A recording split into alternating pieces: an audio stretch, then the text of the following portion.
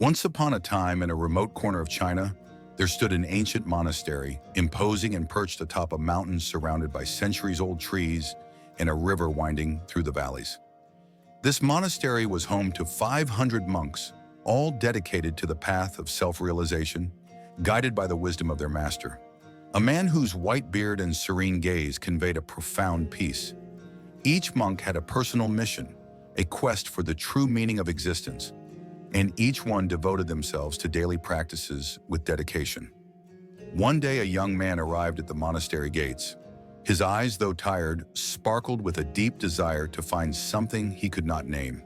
He knocked on the gate firmly, and when a monk answered, he asked for an audience with the master. His tattered clothes and dusty feet bore witness to the arduous journey he had undertaken to reach this place. When the master approached, the young man bowed deeply and then said, "Sir, I have come here because I wish to know the truth. I want to understand what the true self is and transcend all my desires and fears." The master looked at him for a long moment, his expression a mix of serenity and curiosity. Then he spoke, his calm voice echoing off the stone walls of the hall. "To know the truth is a long path, full of uncertainties. If this is what you desire, you will have to dedicate your entire life to this quest. And even then, I cannot promise you that one day you will find the truth. Are you ready to risk everything for something that may never be attained?" Without hesitation, the young man nodded. "I am ready, sir. I have come here not to turn back, no matter what is required." The master remained silent, studying the young man once more. At last, he smiled slightly and said, "If that is so, then I have a task for you. In the monastery, we have 500 monks who need food every day. Your mission will be to pound the rice for all of them. You must do this day after day, without complaining, without questioning, and without expecting any reward." The master paused before continuing, "Do not come to me again. I will call for you when the time is right." Without questioning, the young man accepted the task, believing that somehow this would be his gateway to wisdom. And so, the young man began his routine. Every morning he woke up early, long before the first rays of sunlight touched the mountains. He walked to the rice storehouse and began his work. From morning until night, he pounded the rice rhythmically, as if each strike of the grain was hammering his thoughts away. In the beginning, while his arms were still getting used to the constant effort, his mind was filled with questions. Why pound rice? How will this help me find the truth? Where is the wisdom in this? These thoughts were like an unending storm, each one bringing another, until they formed an uncontrollable whirlwind. As the months passed, the young man continued in his unchanging routine. He pounded rice all day, slept in the small room beside the sacks of grain, and in the morning started the process again. The elder monks looked at him with a certain indifference. To them, the young man was just a laborer, an insignificant figure doing a humble job, something necessary, yet far removed from the spiritual practices they believed were the path to enlightenment. In the first years, his mind still betrayed him frequently. While his hands carried on with their repetitive movement, his mind wandered to memories of childhood, future dreams, unattainable desires, and even deep regrets. But something peculiar happened as time went by. The thoughts came, but they found no place to settle. They appeared, but as quickly as they arrived, they left. The constant work, the unrelenting pounding of the rice, became a form of moving meditation. After 5 years, he realized that he scarcely thought anymore about his own life or the problems that once plagued him. The work had become his entire existence. He no longer thought of meditation, nor of attaining enlightenment. He simply was. He became the movement, the pounding of the rice, the dry sound of the grains being crushed.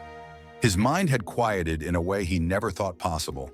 Gradually, he even forgot his own name.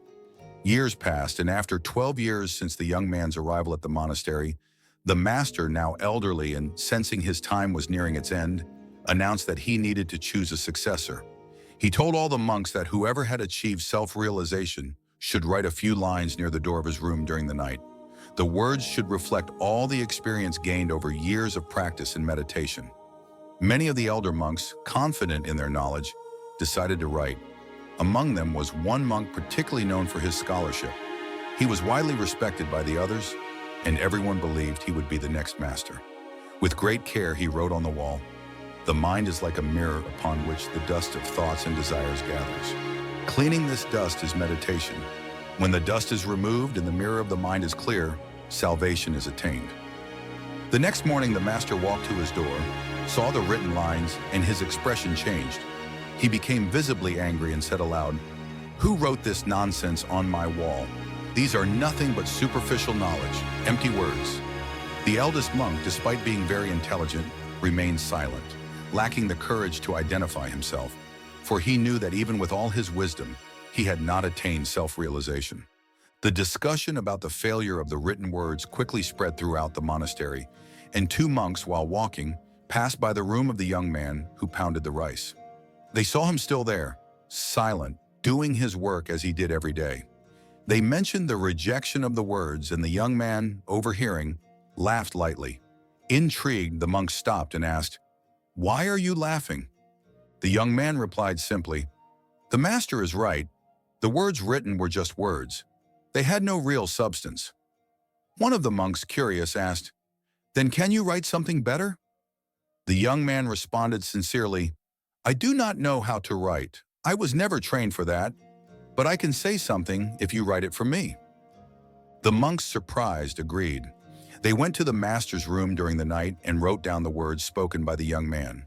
The line said, "The mind is but an illusion. There is no mind nor mirror of the mind. And when the mind does not exist, where can dust settle? He who knows this has known the truth." That very night, when the master saw the words, he knew immediately who the author was. He rose from his bed and, without losing time, walked to the room where the young man slept, beside the sacks of rice.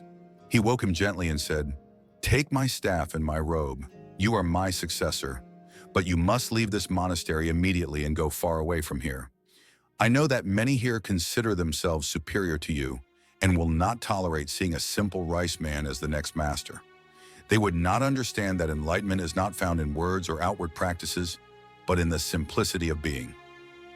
The young man did not contest. With respect, he touched the master's feet and that very night left the monastery. There was no sadness, no regret. He knew he had found what he sought, not through scriptures or grand practices, but through complete surrender to the simplicity of his work. He had lost himself in the act of pounding rice, and in that process, found himself. As he walked away from the monastery, he felt the night breeze caress his face and the scent of trees filling his lungs. He knew that wherever he went, he would spread the truth he had discovered. For just as a blooming flower does not choose where its fragrance travels, the awakening of the inner self radiates naturally to all around. The true meaning of meditation is not in sitting with closed eyes, but in being so deeply absorbed in what one is doing that the ego dissolves. Like the young man pounding rice, meditation is about completely losing oneself in the moment, no matter the activity. Zen is not something distant. It is not something that must be sought beyond oneself. Zen is being present, here and now, completely absorbed in each small gesture. You need nothing more than what you already have. Every moment is an opportunity for enlightenment. Work becomes meditation. Life becomes a harmonious flow of presence. Do not seek peace outside yourself. Simply lose yourself in what you do and allow your true self, free from all illusions, to reveal itself. Did you enjoy this story? If so, subscribe to our channel and like the video. This helps us continue bringing more inspiring content to you. Share it with your friends and let's spread this message together. Thank you, and see you in the next video.